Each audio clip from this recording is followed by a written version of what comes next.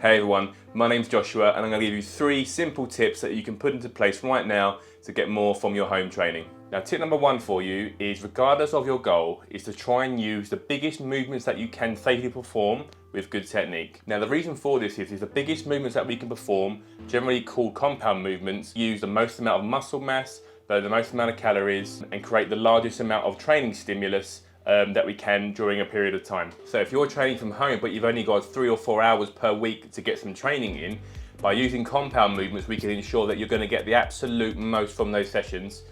for that small amount of time that you have. A few examples of these movements might be a lunge, might be a squat, it might be a push-up for your upper body, you might use a bicep curl or a lateral shoulder raise to really dial down to some smaller muscles. I certainly wouldn't make these a priority in your workout. Okay, so tip number 2 is, when possible, is try to complete full body sessions. The reason for this is due to, again, the lack of time that you have during the week to train. Because you may only have 3 to 4 sessions per week if you're lucky to train, and maybe for half an hour, maybe 45 minutes, by training full body multiple times per week, it means that you're going to be able to deliver the biggest training stimulus that you can across your entire body. Where upper and lower splits can be quite useful for more advanced trainees, training full body at home is going to give you your biggest bang for buck. So picking 2 to 3 upper and lower body movements per session and train multiple times per week is going to ensure that you've got a nice amount of training stimulus being put on the body over the course of your week. So my third and final tip, guys, is to make sure that you have a plan. Where having variety to your training sessions can help keep them fun and enjoyable, having a different workout every time you train is one quick way to ensure that progress is going to be minimised. An example would be, if one of our goals over the next few months is to be able to achieve our first push-up, or maybe just increase the number of push-ups that we can do